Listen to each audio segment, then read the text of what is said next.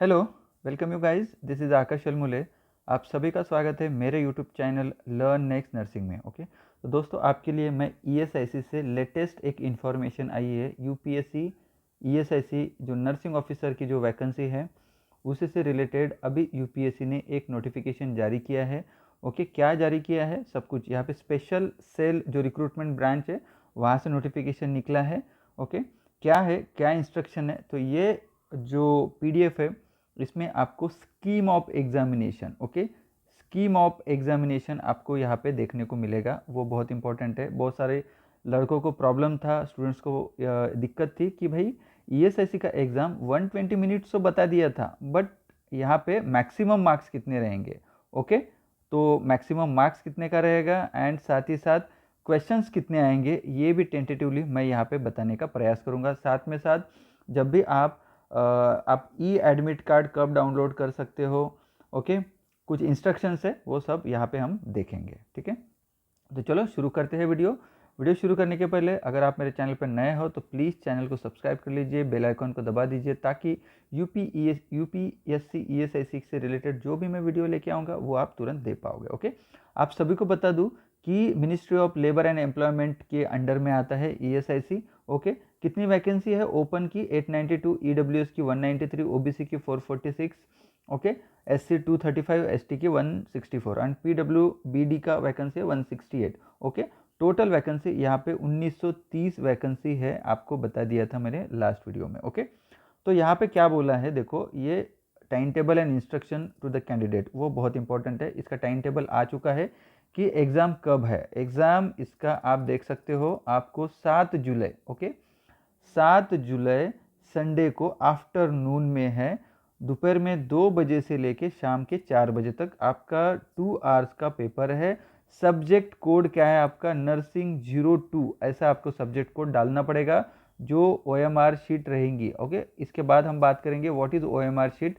अभी जो नए बच्चे हैं, क्योंकि हमारे टाइम पे जो 10-15 साल पहले जो ऐसे बॉल पेन एंड पेपर का एग्जामिनेशन होता था वहाँ से हमको ये ओएमआर शीट मिलती थी। ऐसे ये रहते थे और वहाँ पे जो राइट आंसर है वहाँ पे हमको ऐसा ये गोला करना होता था जो राइट आंसर पे। ओके, ठीक है, इस तरीके से एग्ज़ाम होने वाली है, ओएमआर शीट बेस्ड एग्ज़ाम होने वाली है। ओके, तो उन्होंने क्या बोला है, जो भी कैंडिडेट रहेंगे कि जो the candidate are advise to bring this copy of instruction to the test recruitment test hall for the preference. Okay, तो अब कौन सी, तो ये develop please carefully read the following instruction. Violation of any instruction will render the candidate liable to such actions as the commission may deemed fit to take. Okay, the candidate are advised to bring this copy of instruction. Okay, तो ये जो instruction की जो sheet है वो भी आपको लेके जाना है हॉल कार्ड में। Okay, recruitment, okay, hall for reference के लिए आपको लेके जाना है, ये प्रिंट करके आप रख देना है। ओके, एग्ज़ाम कब है आपको बता दिया मैंने। ओके, कि 7 जुलाई को दोपहर में 2 से 4 बजे एग्ज़ाम रहने वाला है। आपका कोड भी बता दिया है कि सब्जेक्ट कोड क्या रहने वाला है। आपका रिपोर्टिंग टाइम क्या रहने वाला है, रिपोर्टिंग टाइम आपका टेस्ट का, जैसे अभी 2 बजे का पेपर है तो आपको 1.5 घंटा पहले यानी 90 मिनट्स पहले आपको हॉल कार्ड में एंट्री लेना है। That is very important. That means आप सीधा समझ ले सकते हो 12:30 से आपको एंट्री मिल जाएंगी हॉल में। ओके, और आपको पेपर मिलने के बाद आपको 2 बजे से 4 बजे तक आपको पेपर देना है और 4 बजे जैसे ही बेल बजेंगी आपको पेपर वो हैंड ओवर करना है किनको, जो भी इन्विजिलेटर रहेंगे वहाँ पे उनको। Okay, then entry into the test venue will be closed 30 minutes before the schedule of commencement of recruitment. Okay, test that is 1:30 बजे। ओके, ध्यान में रखना आप। ओके, आपको 2 बजे का पेपर है तो 12:30 से आपकी एंट्री चालू हो जाएगी हॉल में, और समझ लो 2 बजे का पेपर है तो 1:30 के बाद आपको हॉल में एंट्री नहीं मिलेगी। ये इंपॉर्टेंट चीज़ है। तो आपको बता दूं, अगर आपका पेपर 2 बजे का है तो आपने कम से कम 12 बजे तक आपके जो सेंटर रहेगा वो सेंटर में पहुंच जाना है। That is very important. Okay, ये हो गया इंस्ट्रक्शन। ओके, अभी और तीसरा इंस्ट्रक्शन क्या लिखा है यहाँ पे, candidate must bring hard copy of print out of his और her e admit card to the test hall to secure admission. The candidate who does not produce admit card for checking at the allotment venue shall not be allowed to take the test. Okay देखो आपको ई admit card जब मिलने वाला है okay exam के एक महीने यानी समझ लो 30 जून को आपको आपका एडमिट कार्ड मिल जाएगा ओके तो वो एडमिट कार्ड की प्रिंट आउट ओके आपको उसकी प्रिंट आउट लेना है वो एडमिट कार्ड की वो ये इंस्ट्रक्शन ये जो पेज अभी हम पढ़ रहे ये पेज प्लस ई एडमिट कार्ड ये साथ में लेके जाना है आपको ओके ये ऐसा बोला है यहाँ पे तभी आपको एग्जामिनेशन हॉल में एंट्री मिलेंगी। अब बहुत सारे स्टूडेंट्स को दिक्कत थी कि सर स्कीम ऑफ एग्जामिनेशन क्या है ये बहुत दिक्कत थी किसी को पता ही नहीं था कि पेपर क्या बनने वाला है। तो अभी यूपीएससी ने क्लियर कर दिया कि टेस्ट 2 घंटे का रहेगा ओके वेरी इंपॉर्टेंट 2 घंटे का पेपर रहेगा हर एक क्वेश्चन को इक्वल मार्क्स है दैट मीन्स अभी समझ लो 120 मार्क्स की अगर पेपर है तो 120 जैसे नहीं 1 से 10 के लिए अलग मार्क्स रहेंगे ओके समझ लो 20 से लेके 30 के लिए अलग मार्क्स ऐसा कुछ नहीं रहेगा पूरे के पूरे अगर समझ लो एक क्वेश्चन को 2.5 अगर मार्क्स उन्होंने कंसिडर कर दिए एक राइट आंसर को 2.5 मार्क्स अगर दे दिया उन्होंने तो 120 क्वेश्चन को इस तरीके से आप पकड़ सकते हो कि भाई 2.5 मार्क्स ईच क्वेश्चन को ऐसे पकड़ के चल सकते ऐसा लिया नहीं है लेकिन हो सकता है ओके देन थर्ड सी में क्या लिखा है test will be objective type question multiple choice question okay यहाँ पे ऐसा क्वेश्चन पूछा रहेगा okay what is the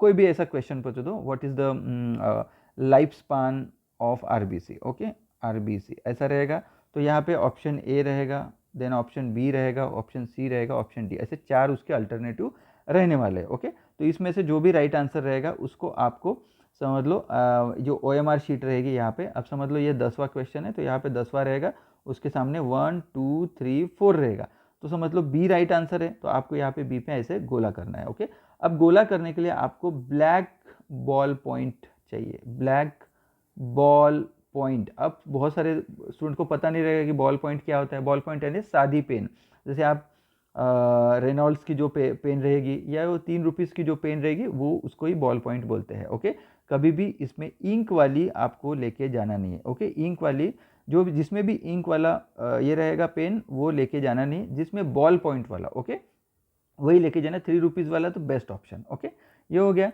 then उसके बाद यहाँ पे और एक चौथा पॉइंट पढ़ेंगे हम चौथा पॉइंट क्या है the medium of test exam fully English में रहने वाला है देखो यहाँ पे मराठी हिंदी कोई भी रीजनल लैंग्वेज नहीं रहेंगी इंग्लिश में पेपर रहेगा इंग्लिश में पढ़ना है और आपको आंसर करना है ओके देन 5वां पॉइंट क्या है there will be penalty okay हर एक रॉन्ग आंसर के लिए आपको 1/3 मार्क्स आपका क्या हो जाएगा कम हो जाएगा निगेटिव हो जाएगा हाँ if no answer is marked यानी अटेम्प्ट नहीं किया तो कोई भी पेनल्टी आपको मिलेगी नहीं अगर समझ लो वो क्वेश्चन का आंसर नहीं आ रहा है आपने छोड़ दिया तो कोई भी मार्क्स आपका कम नहीं होगा या आपके परसेंटाइल या परसेंटेज पे इसका कुछ इफेक्ट नहीं पड़ने वाला है ओके यहाँ पे ऐसा कुछ लिखा नहीं है उन्होंने बोला है सीधा कि भाई ओके अब लास्ट में क्या है test will carry maximum 300 marks okay अब देखो ये बहुत इंपॉर्टेंट ये तो हमको पता था कि 2 घंटे का पेपर है यानी 120 मिनट का पेपर है अभी इन्होंने क्या बोला है कि मैक्सिमम मार्क्स आपके कितने बनने वाले हैं तो मैक्सिमम मार्क्स आपके बनने वाले हैं 300 तो समझ लो 120 यूपीएससी का ट्रेडमार्क है कि भाई 1 मिनट में एक क्वेश्चन आपका होना चाहिए ओके तो 120 मिनट का तो हम 120 क्वेश्चन इसको पकड़ के चलते हैं ओके ऐसा पकड़ के चलते हैं ये यानी एग्जैक्टली अभी दिया नहीं है यहाँ पे उन्होंने इतना ही बोला है कि 300 मार्क का पेपर रहने वाला है अभी कल के वीडियो में मैंने बता दिया आपको वहाँ पे यूपीएससी का जो सीएमएस का पेपर 120 मिनट का पेपर था और वहाँ पे मैक्सिमम मार्क्स 250 थे तो यहाँ पे 2.08 समथिंग आपका मार्क्स बनता था और निगेटिव का भी आपका 0.33 निगेटिव था यानी 1/3 निगेटिव था तो वैसे ही अपना बन रहा है तो यहाँ पे अभी 300 मैक्सिमम मार्क्स दिए तो आप पकड़ सकते हो तो यहाँ पे 2.5 आपको मार्क्स अगर 120 अगर क्वेश्चन आएंगे अभी भी क्लियर किया नहीं है कि पेपर 120 का रहेगा लेकिन अभी मैं श्योर हूँ कि भाई 120 का पेपर रहने वाला है 100% तो आपको पकड़ लो हर एक राइट आंसर के लिए मैक्सिमम मार्क्स 2.5 रहेंगे हर एक रॉन्ग आंसर के लिए 0.33 मार्क्स रहेंगे यानी 1/3 जो मार्क्स रहेंगे आपको कम हो जाएंगे ओके ध्यान में रखना अभी समझ में आ गई बात आपको आप पकड़ के चल सकते हो 120 मिनट का आपका पेपर रहने वाला है ओके मैक्सिमम मार्क्स 300 यहाँ पे बोल दिया यूपीएससी ने, तो हर एक क्वेश्चन के लिए हम 2.5 मार्क्स पकड़ के चल रहे हैं और हर एक रॉन्ग के लिए 0.33 क्वेश्चन आपके डिडक्ट हो जाएंगे, यानी जो भी मैक्सिमम मार्क्स लेने के बाद वो अब समझ लो 60 MCQ आपके राइट हो गए तो आपको कितने 60 इंटू 2.5 कर दोगे तो 150 मार्क्स के आप ऐसा पकड़ लीजिए, ठीक है। तो इसमें से अगर लो 10 MCQ आपके कम हो गए तो 0.33 के हिसाब से पढ़ेंगे तो आपके 3 मार्क्स आपके कम हो जाएंगे, तो यहाँ पे 147 आपको मार्क्स बन जाएंगे। इस तरीके से ये बनने वाला है। ओके, चलो अभी नेक्स्ट देखेंगे स्टडी सिलेबस क्या है। सिलेबस सभी को पता है, सभी ने पढ़ा है सिलेबस क्या है। पूरे के पूरे 16 सब्जेक्ट है हमारे। ओके, सब्जेक्ट कितने हैं 16 सब्जेक्ट आपके नर्सिंग के पूरे सब्जेक्ट। ओके, देखो यहाँ पे मेजर सब्जेक्ट क्या बनने वाले हैं, nursing foundation, medical surgical. Medical surgical में पैथोलॉजी एंड फार्माकोलॉजी इंक्लूडेड है। ओके, देखो देन नर्सिंग एजुकेशन है, पीडियाट्रिक नर्सिंग, मेंटल हेल्थ है, देन आपका ओबीजीवाई है, कम्युनिटी है, then anatomy, physiology, psychology, sociology, nutritional, microbiology. Okay, तो यहाँ पे हम पकड़ के चल सकते हैं कि मेजर एंड माइनर। ओके, जो मेजर सब्जेक्ट है एंड माइनर सब्जेक्ट हम डिवाइड कर देंगे 16 में से। मेजर क्या है, ओबीजीवाई मेजर है, पीडियाट्रिक मेजर है, ओके, एमएसएन मेजर है, फंडामेंटल मेजर है, देन सीएचएन आपका मेजर है, ओके, एंड साइकेट्री। ये इतने आपके मेजर सब्जेक्ट हो जाएंगे। अब माइनर बाकी जैसे एनएट है, फिजियो है, ओके। अब एमएसएन में फार्मा ऐड हो गया, पैथोलॉजी हो गया, तो यहाँ पे छोड़ देते हो। सोशो है, न्यूट्रिशन है, ओके, माइक्रो है, बायो है। माइनर मेजर यानी समझ लो यहाँ पे अगर 120 का अगर क्वेश्चंस आएंगे तो इसमें से आपके मैक्सिमम समझ लो यहाँ पे 20-20 क्वेश्चन आप पकड़ के चल सकते हो। कोई इसका 20, किसी का 15, इसे पकड़ के चलते हो। और माइनर में से 2 ऐसे या 3 MCQ ये माइनर सब्जेक्ट के पकड़ के चल सकते हो। ओके, अब बात ये आ जाती है कि वेटेज 100% आपका जो सिलेक्शन है ये वेटेज पूरे के पूरे आपके इसके ऊपर ही रहने वाला है। ओके, जो भी है कोई भी इंटरव्यू का यहाँ पे लिखा नहीं है, आपका सीधा सीधा है। अगर आपको 300 मार्क्स मैक्सिमम है, इसमें से जिसको ज़्यादा मार्क्स मिलेंगे उस तरीके से मेरिट बनेगा। इंटरव्यू वगैरह यहाँ पे कुछ नहीं लिखा है, 100% वेटेज आपका रिक्रूटमेंट टेस्ट पे रहेगा। जो भी, क्योंकि ये डायरेक्ट रिक्रूटमेंट है, एक ही एग्जाम होने के बाद आपकी सिलेक्शन लिस्ट लग जाएंगी, कोई इंटरव्यू नहीं, कोई सेकंड एग्जाम होने वाली नहीं है। ओके, अब इंपॉर्टेंट नोट यहाँ पे क्या बोला है कि भाई ई एडमिट कार्ड आपको हॉल कार्ड में लेके जाना है। क्या करना है, प्रिंट निकाल के लेके जाना है। ओके, जहाँ पे भी आपका एग्जाम रहने वाला है वहाँ पे अगर आप लेके नहीं जाओगे तो आपका कैंडिडेचर कैंसिल हो जाएगा, आपको एंट्री नहीं दिया जाएगा। ओके, जो भी है। दूसरा यहाँ पे पॉइंट क्या लिखा है कि भाई इधर लिखा है कि जो भी कैंडिडेट ये जो टेस्ट है वो अगर पास हो जाते, क्वालिफाई कर लेते हैं, उन सभी कैंडिडेट को यूपीएससी की वेबसाइट में एग्जाम का रिजल्ट आने के बाद, ओके, जो क्वालिफाई की यूपीएससी की रिजल्ट आ जाएगा। साधारण आप पकड़ लो एक 15 to 30 डेज में आपका इसका रिजल्ट आ जाएगा। उसके बाद यूपीएससी की वेबसाइट में आपको जाके declaration, after the declaration of recruitment test आपको scrutiny would be done on the basis of document uploaded them और their detail application form. Okay, क्योंकि आपको जैसे ही ये हो जाएगा रिजल्ट शॉर्टलिस्ट होने के बाद आपको क्या करें, डिटेल एप्लीकेशन फॉर्म आपको यहाँ पे भरना पड़ेगा, आपको फिल करना पड़ेगा। क्योंकि अब देखो बहुत सारे लोगों ने आपका डोमिसाइल हो, आपका कास्ट है, एनसीएल है, ये सर्टिफिकेट अपलोड नहीं किया, सिर्फ आपने डाला है। तो अभी क्या करना पड़ेगा, आप अगर शॉर्टलिस्ट हो जाते हो तो पूरे डॉक्यूमेंट आपको वहाँ पे अपलोड करना पड़ेगा। वो अपलोड डॉक्यूमेंट के आधार पे आपकी स्क्रूटिनिटी होगी ऑनलाइन, उसके बाद ही आपको आगे की प्रोसेस के लिए आपका ये हो जाएगा। क्योंकि समझ लो सिर्फ आपका रिजल्ट आ गया तो आपका सिलेक्शन नहीं, उसके बाद आपके डॉक्यूमेंट भी चेक किए जाएंगे। ओके, अब यहाँ पे ई एडमिट कार्ड के बारे में क्या बोला है, यहाँ पे बोला है ई एडमिट कि 1 week prior to the examination, 7 अगर जुलाई का एग्जाम है तो 30 जून को आप पकड़ के चल सकते हो कि आपका हॉल कार्ड आ जाएगा, ई एडमिट कार्ड आ जाएगा। ओके, तो आपको वेबसाइट बार बार चेक करते रहनी होगी। अभी तो पढ़ाई करिए आप, उसके बाद चेक कर ले लेना। ओके, हाँ, उन्होंने बोला है जो भी कैंडिडेट है जो ई एडमिट कार्ड प्रोड्यूस नहीं करेगा, okay, checking for allotment of venue should not be allowed take the examination में आपको जाने के लिए ये लेके जाना पड़ेगा। ओके, उसके साथ में आपको आधार कार्ड नहीं तो आपका ड्राइविंग या पासपोर्ट वोटर आईडी कार्ड साथ में चाहिए। ओके, ई एडमिट कार्ड के साथ आपको ये भी लेके जाना है और साथ में 2। ओके, देखो आपको क्या क्या लगने वाला है, ई एडमिट कार्ड लगने वाला है एग्जाम देने के लिए, 2 पासपोर्ट साइज फ़ोटो भी लेके जाना है आपको साथ में, ओके। और साथ में आपको आधार कार्ड नहीं है तो ड्राइविंग लाइसेंस, या नहीं तो पासपोर्ट, नहीं तो वोटर आईडी, ओके। इतना आपको एग्जामिनेशन को जाते वक्त ये लेके जाना पड़ेगा, ठीक है। बाकी बहुत सारे इंस्ट्रक्शन है, ये आप पढ़ लेना, क्योंकि वीडियो में अभी इसमें ज़्यादा कुछ नहीं है कि भाई एडमिट कार्ड के सिवा आपको एंट्री नहीं मिलेंगी, उसके बाद अटेंडेंस शीट जाने के बाद आपको साइन करनी पड़ेगी, जाने आने एग्ज़ाम होने के बाद भी आपको साइन करनी पड़ेगी, इस तरीके से रहने वाला है, ओके। यहाँ पे क्या लिखा है, स्पेसिफिक स्पेस अवेलेबल है आंसर कॉपी रफ वर्क के लिए, okay. So copy of admit card और any other space sheet should not be use for rough card, okay. जो भी आपको पेपर मिलेगा आपको, क्योंकि ये फिजिकल पेपर मिलेगा, तो यहाँ पे रफ वर्क के लिए आपको जगह मिल जाएंगे। आपको एक आपको यूपीएससी सीएमएस का पेपर दिखा देता हूँ, उसमें किस तरीके से रहता है वो, ओके। तो वो भी आपको पता चल जाएगा, ओके। जो भी इंस्ट्रक्शंस है अगर वो वायलेट करते हो, वो फॉलो नहीं करोगे, ओके, तो आपका कैंडिडेचर कैंसिल होने के आसार है। रूल्स, टेस्ट के जो रूल्स एंड रेगुलेशन है, ओके, वो आपको फॉलो करना है। कंडक्ट ऑफ रिक्रूटमेंट टेस्ट, ये सब कुछ आपको पढ़ना है, इसके हिसाब से आपको हॉल में एंट्री मिलेगी, ओके। हाँ, जो भी कैंडिडेट है आपको इन्विजिलेटर का परमिशन, सुपरवाइजर के परमिशन के सिवा हॉल कार्ड आप छोड़ नहीं सकते हो, वो भी बहुत इंपॉर्टेंट है, ओके।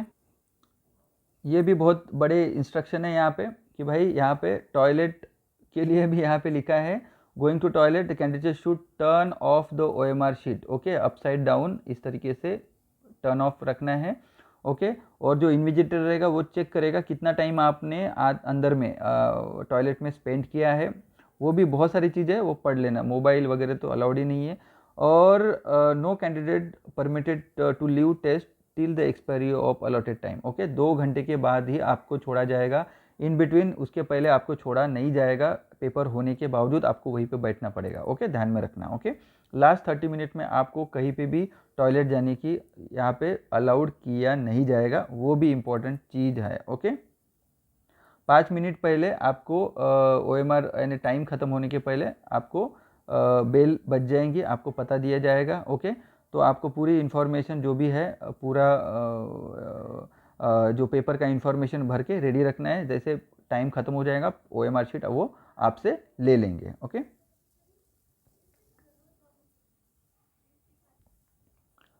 और एक बात है कि जो OMR शीट आपको मिलेगी उसको कैसे हैंडल करना है, क्योंकि टेस्ट बुकलेट को हैंडल करना भी बहुत इंपॉर्टेंट है। ब्लैक बॉल पॉइंट से वहाँ पे लिखना है subject code, series code, test booklet, roll number, पूरा OMR शीट में अच्छे से लिखना है और ब्लैक बॉल पॉइंट ही यूज़ करना है, ओके, ठीक है। उसके बाद OMR शीट यहाँ पे टॉप राइट कॉर्नर में टेस्ट बुकलेट पे वहाँ पे लिखा रहेगा सीरीज़, वो भी आपको वहाँ पे मेंशन करना पड़ेगा कि कौन सी बुकलेट आपको मिला है, ए मिला है, बी मिला है, वो लिखना पड़ता है, ठीक है।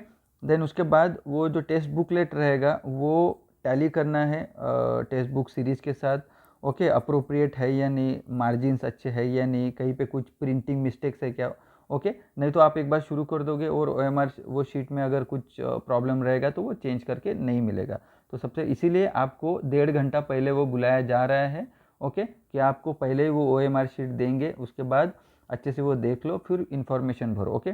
जो OMR शीट रहेगी उसको अच्छे से हैंडल करो, उसको कभी भी आपको राउंड करना नहीं है, वहाँ पे 2 या 3 बार ऐसे मार्क नहीं करने क्योंकि तो वो इनवैलिड हो जाएगा क्वेश्चन, ओके। देखो सोच समझ के आपको उसको गोले करने हैं, ओके। अगर आप समझ लो 2 में कर दोगे तो भाई बाद में फिर उसको आप ऐसे उसको रिमूव करने का कोशिश करोगे तो वो फट जा सकती है। ऐसे टाइम में आपकी OMR शीट रिजेक्ट भी हो सकती है, तो ध्यान रखना जो राइट आंसर है उसके ऊपर ही गोलो करना है। अभी कर दिया, बाद में फिर ये इसमें क्या होता है, अपने रिव्यू का ऑप्शन नहीं रहता है ऑनलाइन के जैसे, एक बार कर दिया हो गया, दूसरा अगर करोगे तो नहीं होगा, आपको चेंज करके ही नहीं मिलेगा। इसलिए एक ही सोच समझ के गोले करना भाई, ओके, वो है।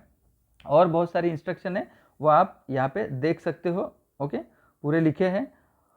और अभी मैं UPSC CMS UPSC का पेपर दिखा देता हूँ। यहाँ पे देख सकते हो ये CMS का पेपर है, कंबाइंड मेडिकल सर्विसेज का पेपर दिख रहा है आपको। ये serial number, subject code, test booklet, ऐसे ABCD, क्योंकि ABCD मिलने वाला है, ऐसा ये बुकलेट रहने वाला है, टेस्ट बुकलेट, ओके। ओके, 2 घंटे का पेपर है यहाँ पे, मैक्सिमम 250, मैंने बोला ना, तो दोस्तों 2 घंटे का पेपर है। ओके 250 मार्क्स का पेपर था, अपने लिए मैक्सिमम 300 का पेपर है। ओके और टोटल क्वेश्चन कितने हैं यहाँ पे, टोटल क्वेश्चन इसमें थे 120। ओके यहाँ पे देखो, यहाँ पे लिखा है टोटल क्वेश्चन, यहाँ पे 120 क्वेश्चंस थे। ओके 120 क्वेश्चन, तो ये आप समझ लो अगर 250 MCQ है, सॉरी 250 डिवाइडेड बाय 120 करोगे तो आपको यहाँ पे 2.08 समथिंग एक क्वेश्चन के लिए, निगेटिव के लिए 0.3 दे रहा है। तो हम ESIC के लिए 300 है तो यहाँ पे 120 पकड़ेंगे, तो समझ लो यहाँ पे 2.5 मार्क्स का एक राइट आंसर के लिए 2.5 मार्क्स मिलने वाला है। Okay according to this. Okay और रॉन्ग के लिए 0.33, ऐसे आप पकड़ के चल सकते हो। ओके ये पूरे इंस्ट्रक्शन है, ये पूरे के पूरे पेपर अपने लर्न नेक्स्ट नर्सिंग जो टेलीग्राम चैनल है यहाँ पे कम से कम 6 to 7 जो UPSC CMS के पेपर है वो मैंने डाल के रखे हैं, आप वहाँ पे जाके देख सकते हो। जो लर्न नेक्स्ट नर्सिंग जो टेलीग्राम चैनल है उसका जो लिंक है ये वीडियो के डिस्क्रिप्शन बॉक्स में आपको मिल जाएगा। ओके होप सो अगर वीडियो पसंद आते तो लाइक करिए, साथ ही साथ ESIC UPSC ESIC के लिए जो क्रैश कोर्स है and test series already learn next nursing app पे हम लोगों ने लाइव कर रखी है। आपको जो भी टेस्ट सीरीज लेना है तो टेस्ट सीरीज वहाँ से परचेस कर सकते हो। नथिंग बट आपको क्या करना पड़ेगा, जस्ट आप प्ले स्टोर पे चाहिए लर्न नेक्स्ट नर्सिंग डाउनलोड करिए ऐप, और उसके साथ में जो भी टेस्ट सीरीज चाहिए वो सब्जेक्ट वाइज टॉपिक वाइज सब कुछ आपको वहाँ पे मिलेगी। MCQ बैच चाहिए तो वहाँ से MCQ बैच आप परचेस कर सकते हो। Okay thank you.